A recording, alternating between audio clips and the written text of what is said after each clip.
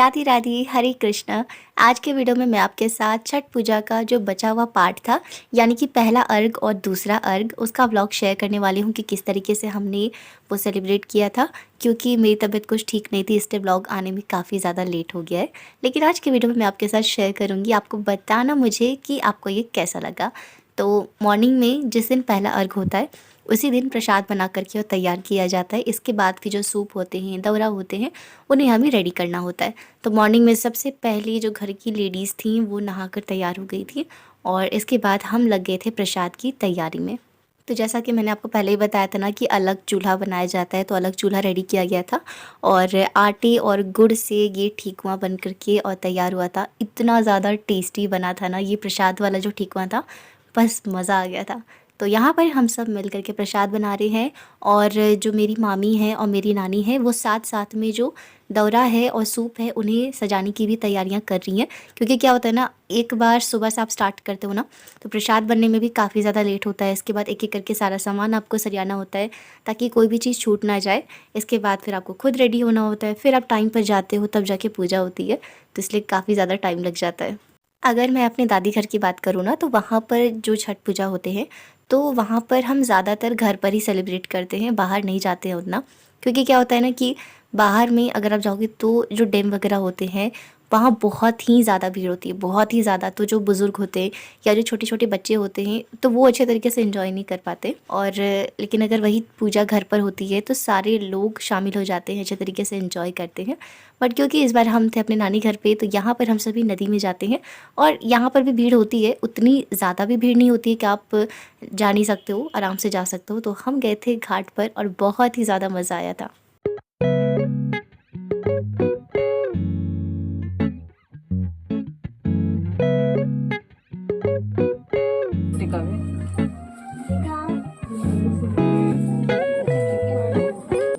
तो प्रसाद बन करके तैयार हो गया। इसके बाद सूप दौरा को सजाया जा रहा था। तो सबसे पहले जो सूप होते हैं और दौरा होते हैं उन पर एक अर्पण लगाया जाता है, सिंदूर लगाया जाता है और इसके बाद फिर उन्हें सजाया जाता है, जिसमें ठेकुआ रखे जाते हैं, गन्ने रखे जाते हैं और भी तरह तरह की चीज़ें जो होती हैं जो इस फल में, मतलब इस मौसम के जो फल होते हैं, जैसे मूली हो गया, गाजर हो गया, शकरकंद हो गया, पानी फल हो गया। इस तरीके से काफ़ी सारे फ्रूट्स होते हैं जिसमें सेब होता है, केला होता है, संतरा होता है और भी कई सारे फल होते हैं।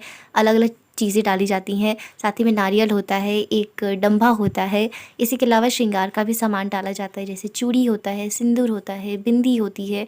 इसी के साथ एक कपड़ा भी रखा जाता है। तो ये सारी चीज़ें मिला करके और सूप को सजाया जाता है। तो इसलिए इसमें भी काफ़ी टाइम लग जाता है, क्योंकि हर एक सूप में आपको हर एक सामान डालना होता है और ध्यान से रखना होता है। क्योंकि अगर कोई भी चीज़ छूट गई तो फिर आप वहाँ जाओगे तो आपको पूजा में दिक्कत होगी। तो आराम से सारी चीज़ें अच्छे से सजाया गया।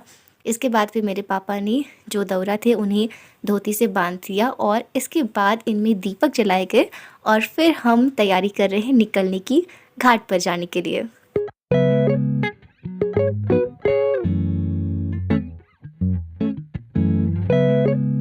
इस दिन ना हमारे यहाँ पर तो व्रत रखा जाता है, मतलब किसी को भी नमक नहीं खाना होता है। जो लेडीज़ व्रत रखती हैं ऑफ कोर्स वो तो भूखी रहती हैं। इसके साथ जो दौरा उठाते हैं उन्हें भी नमक वगैरह नहीं खाया जाता है और बाकी जो मेंबर्स होते हैं ना उन्हें भी नमक नहीं खाना चाहिए। बाकी अलग घरों में अलग नियम होते हैं, मैंने बहुत सी जगह पे सुना है वहाँ वो नमक भी खा लेते हैं, बट हमारे यहाँ पे नहीं खाया जाता है। तो हम सभी अब तैयार हो गए हैं निकलने के लिए। दौरा जो है वो एक मेरे मामा उठा रहे थे और एक मेरे भैया उठा रहे थे। तो पहले मेरे मामा और भैया निकल पड़े थे घाट पर जाने के लिए और इसके बाद फिर हम निकले थे पीछे पीछे। तो सबसे पहले तो अंदर रूम से ही ना मेरी नानी और मेरी जो मामी थी उन्होंने दंडवत प्रणाम करना शुरू कर दिया था। और पूरे घाट तक तो नहीं, लेकिन फिर भी हल्का आगे जाने तक में इन्हें कुछ दंडवत प्रणाम करने होते हैं, तो वो इन्होंने किया था।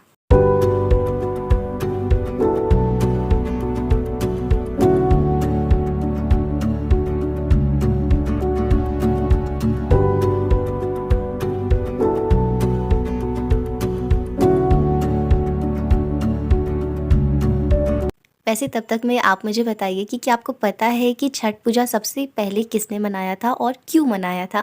वैसे इसकी 2-3 स्टोरीज़ मैंने सुन रखी हैं, बट मुझे एक स्टोरी जो है जो कि अच्छे से पता है, वो ये है कि जब भगवान राम रावण का वध करके अयोध्या वापस आए थे, तो क्योंकि जो रावण था ना, वो भले ही राक्षस था बट वो ब्राह्मण था, तो एक ब्राह्मण का वध करने का जो पाप था वो भगवान राम के सर पर आ जाता। हालाँकि ये बात अलग है कि भगवान जो हैं वो किसी भी पाप, पुण्य हर चीज़ से परे हैं, उनके ऊपर कुछ ऐसी चीज़ें लागू नहीं होती हैं।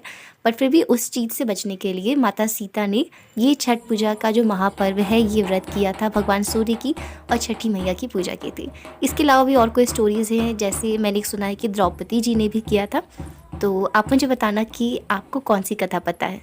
और यहाँ पे सूर्य के अस्त होने का भी समय हो रहा था और बैंड बाजे सभी बज रहे थे और हम सभी चल पड़े थे घाट की ओर। घाट बहुत ज़्यादा दूर नहीं था, मतलब तकरीबन 15 से 20 मिनट हमें लग गया था जाने में। तो अब हम सभी जा रहे घाट की ओर। रास्ते में ना बहुत ही सुंदर सुंदर से रंगोली वगैरह भी बनाए हुए थे, जिनमें हैप्पी छठ पूजा, वेलकम और भी कई सारी चीज़ें लिखी हुई थी। काफ़ी सुंदर सुंदर रंगोलियाँ बनी हुई थी। एक बात होती है जो कि कही जा सकती है कि शहरों में काफ़ी ज़्यादा आराम होता है।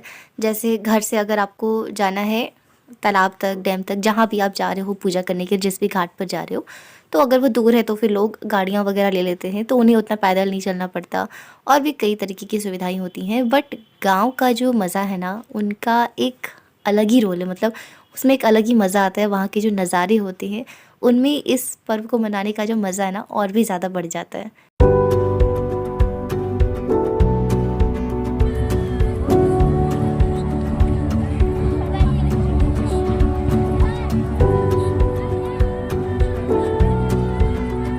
तो अब फाइनली हम पहुंच चुके हैं घाट पर। सबसे पहले इस तरीके से प्रणाम किया था, मुझे नहीं पता था क्यों किया है, तो इस तरीके से प्रणाम किया गया और इसके बाद फिर हमने सबसे पहले जो नदी थी उन्हें हमने प्रणाम किया। जो जौ होता है वो डाल करके हमें उन्हें प्रणाम करना होता है, तो हम सभी ने थोड़ी थोड़ी जौ लिए और उन्हें प्रणाम किया और इसके बाद फिर हम आगे बढ़ चले।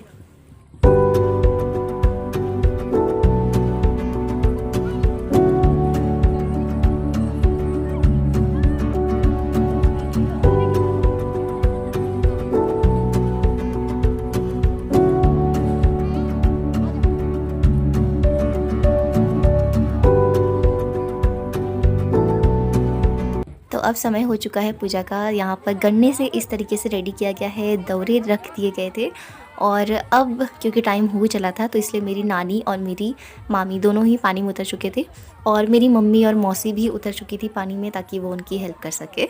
और अब होने चला है सूर्य की पूजा का समय। ये छठ पर्व कितना ज़्यादा पावन है ना, मतलब हर जगह केवल उगते हुए सूर्य की पूजा की जाती है, लेकिन हमारे बिहार में ये जो महापर्व है इसमें हम पहले डूबते सूर्य की पूजा करते हैं और इसके बाद हम उगते हुए सूर्य की पूजा करते हैं।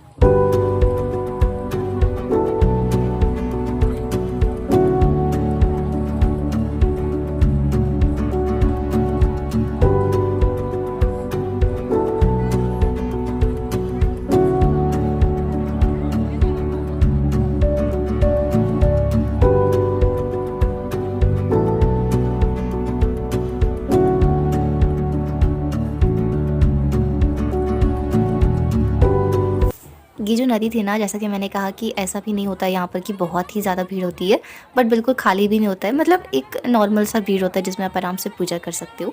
और इस नदी की गहराई भी उतनी नहीं थी, जहाँ पर सारी लेडीज़ खड़ी थी तो वहाँ पर उतनी भीड़ नहीं थी, उतना ज़्यादा गहराई नहीं थी, तो आराम से उन्होंने पूजा कर लिया था। हालांकि पानी जो था वो ठंडा था और अभी तो फिर भी पानी जो है वो थोड़ा नॉर्मल था, बट जो सुबह का अर्घ था ना, उसमें जो हालत ख़राब हो गई थी ना, वही बहुत ही ज़्यादा ठंडा पानी था। अच्छा, यहाँ पर भी काफ़ी सारी चीज़ें की जाती हैं, जैसे जो लेडीज़ होती है जिन्होंने व्रत किया हुआ होता है, वो जब नदी में जाती हैं तो पहले वो खुद स्नान करती हैं और इसके बाद जो छोटे होते हैं ना, उनसे जो बच्चे वगैरह होते हैं, तो वो जा कर के उनमें जल डालते हैं। ऐसा माना जाता है कि ऐसा करने से बच्चों को उनका आशीर्वाद मिलता है। तो जैसा कि मैंने कहा था ना स्टार्टिंग में ब्लॉग में, कि इस दिन क्या होता है ना कि आप मॉर्निंग से लगते हो ना सारी तैयारियों में, फिर भी शाम तक में हड़बड़ी हड़बड़ रहती है, मतलब कुछ ना कुछ आपको करने को मिलते ही रहता है। तो इस बीच में मैंने कुछ भी ब्लॉग अच्छे से शूट नहीं किया, बस यही सारी चीज़ें मैं शूट कर पाई थी, तो अपना कुछ लुक तो मैं नहीं दिखा पाई। तो फ़ोटोज़ है कुछ जो मैं आपके साथ शेयर करती हूँ। कुछ ऐसा हमारा लुक था, बहुत ही ज़्यादा मज़ा आया था, हमने बहुत ही इन्जॉय किया था। तो तब तक में ये देखिए हमारी नानी और मामी जो हैं उनका पूजा जो है वो ख़त्म हो चुका है। डूबते सूर्य की पूजा उन्होंने कर ली है उन्हें अर्घ वगैरह दे दिया और अब वो बाहर आ गई हैं। और यहाँ पर भी छोटी सी एक पूजा की जाती है इस जगह पर जहाँ पे दौरा वगैरह रखे होते हैं। तो एक पंडित जी थे तो वो भी हेल्प कर रहे थे, मेरी मम्मी भी मदद कर रही थी, मेरी बड़ी नानी थी, तो सभी मिल कर के उनकी हेल्प कर रहे थे इस पूजा में और उन्होंने मिल कर के ये पूजा किया। इसके बाद उन्होंने ड्रेस चेंज किया और इतनी ज़्यादा ठंड तब तक लग रही थी ना, और स्पेशली मेरी मामी जो थी ना वो बिल्कुल मतलब उनके जो हाथ थे ना वो बिल्कुल काँप रहे थे, इतनी ज़्यादा हालत ख़राब हो रखी थी। तो बस इसके बाद फिर भैया और मामा अपने दौरा लेकर निकल पड़े और पीछे पीछे हम सब भी निकल पड़े। और यहाँ पे ये देखिए ये सारी पूजा खत्म हुई और इधर बच्चों का जो है ना वो अलग ही यहाँ पे शुरू हो गया। यहाँ पे बच्चे नहाना शुरू कर दिए थे नदी में। और आप यहाँ का व्यू देखो, हर तरफ का ये जो व्यू है ना इतना ज़्यादा सुंदर है ना, इतना ज़्यादा सुंदर, मतलब बहुत ही ज़्यादा मज़ा आया था।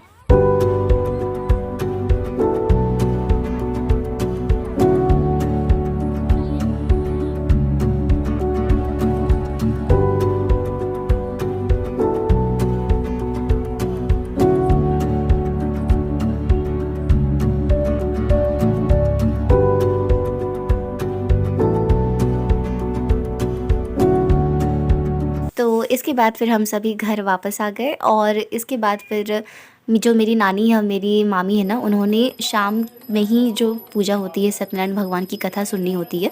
तो बहुत से लोग होते हैं जो कि नेक्स्ट डे करते हैं, जब सुबह की पूजा हो जाती है उसके बाद फिर वो ये कथा करते हैं।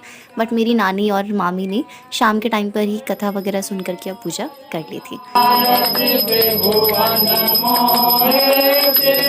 और इसके बाद फिर जैसा कि मैंने कहा कि नमक नहीं खाया जाता है, बट जो बाकी लोग होते हैं ना, अब जैसे कि छोटे बच्चे या बुज़ुर्ग हैं तो आप उनसे नहीं कह सकते ना कि आप भूखे रहो, तो इसलिए उनके लिए कुछ खाना बनाया गया था। मैंने नहीं खाया था, हम घर की लेडीज़ ने कुछ भी नहीं खाया था नमक वगैरह, हमने केवल मीठा खा लिया था ताकि बस व्रत जो है वो टूट जाए। और बाकी फिर सबने खाना खाया और इसके बाद रात में ना सभी लोग ठेकुआ बना रहे थे। जो मेन प्रसाद होता है वो तो सुबह में ही बन गया था, बट जो साइड वाले प्रसाद होते हैं, क्योंकि काफ़ी जगह प्रसाद बांटने होते हैं तो केवल वो वाले प्रसाद से काम नहीं चलता, साइड से भी बनते हैं, तो वो रात में जग करके ही बनाया जाता है। मैं नहीं जगी थी क्योंकि मेरी तबीयत बहुत ही ज़्यादा ख़राब हो रखी थी उस टाइम पर भी, मुझे बहुत ज़्यादा तेज़ बुखार था, सर्दी थी, खांसी थी, तो इसलिए मैं तो नहीं जग पाई थी, मैं तो सो गई थी। और बाकी लोगों ने मिल करके, मेरे पापा, मामा, मेरी बहन, मेरी मौसी, उन्होंने मिल करके जो सारा प्रसाद था वो बनाया। और इसके बाद फिर नेक्स्ट डे, क्योंकि उन्हें सोने का भी टाइम नहीं मिला, मॉर्निंग हो गया था ये सारी चीज़ें करते करते, तो मॉर्निंग में बिना सोए ही वो सभी फिर रेडी हो गए, नहा करके हम सभी तैयार हुए और फिर वापस से जो दौरा होते हैं, सूप होते हैं, वो सेम होता है, बस उसके अंदर का जो आइटम्स होते हैं ना, मतलब जो फल होते हैं, ठेकुआ होता है और भी जो चीज़ें चढ़ाई जाती हैं, तो वो सारी चीज़ें चेंज की जाती हैं। तो वो सारी चीज़ें चेंज की गई और सारी चीज़ें रेडी करके फिर हम निकल पड़े थे, क्योंकि जो मॉर्निंग में होता है उगते हुए सूर्य की पूजा होती है, तो इसलिए हमें मॉर्निंग होने से पहले ही जाना था। काफ़ी ज़्यादा अंधेरा था और इस वक्त इतनी ज़्यादा ठंड थी ना, बिल्कुल ठंडी ठंडी हवाएं चल रही थी। और लेकिन जो यहाँ घाट का नज़ारा था ना मॉर्निंग में, वो इतना ज़्यादा सुंदर था ना, इतना ज़्यादा, मतलब हल्की हल्की धुंध सी थी, धुआं धुआं सा हो रहा था, क्योंकि ठंड थी तो बहुत से लोगों ने लकड़ी वगैरह भी जला रखी थी और दिए जल रहे थे, हल्की हल्की रोशनी, बहुत ही सुंदर लग रहा था।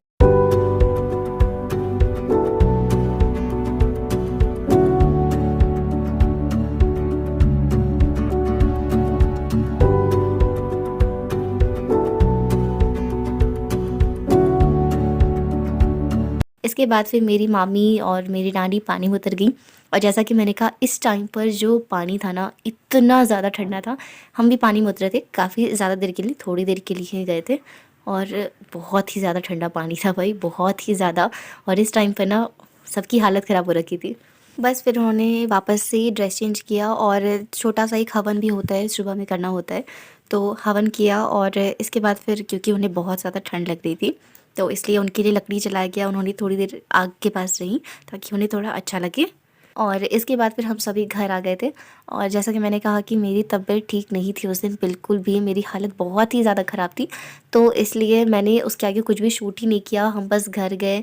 इसके बाद फिर घर पर भी पूजा की गई, मंदिर में भी पूजा की जाती है, तो वो मेरी नानी ने किया क्योंकि मेरी मामी फ़र्स्ट टाइम कर रही थी तो उनकी हालत थोड़ी ख़राब हो रखी थी, तो इसलिए वो तो घर चली गई थी और उन्होंने अपना फ़ास्ट भी तोड़ लिया था पानी पी करके, प्रसाद खा करके। बट मेरी नानी वापस मंदिर आई और उन्होंने फिर पूजा की, फिर वो घर गई और उन्होंने अपना व्रत तोड़ा।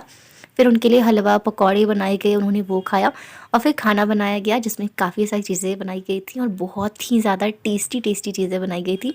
और प्रसाद तो भाई मैं क्या ही बताऊँ, इतना ज़्यादा टेस्टी था ना। तो फिर हम सब ने भी खाया और इसी तरीके से टाइम स्पेंड किया, बहुत ही मज़ा आया। पूजा का एक अलग मज़ा था, प्लस हम सभी फैमिली एक साथ काफ़ी टाइम के बाद इस तरीके से इकट्ठे हुए थे, तो उसमें भी काफ़ी ज़्यादा मज़ा आया। हम सब ने बहुत ही एंजॉय किया और आई होप आपको ये व्लॉग पसंद आया हो। लेट से आ रहा है इसके लिए माफ़ी चाहती हूँ, लेकिन थैंक गॉड आ गया, कम से कम एक मेमोरी हो गई, ताकि जब भी हमें भी याद आए तो हम भी वापस से इन मेमोरीज़ को देख सकें। तो अगर आज का व्लॉग पसंद आया तो प्लीज़ वीडियो को लाइक करिएगा, अपने दोस्तों के साथ शेयर करिएगा और मिलूँगी आपसे किसी दूसरे वीडियो में। तब तक के लिए आप सभी खुश रहिए, स्वस्थ रहिए, अपना ख्याल रखिए। राधे राधे, हरे कृष्ण।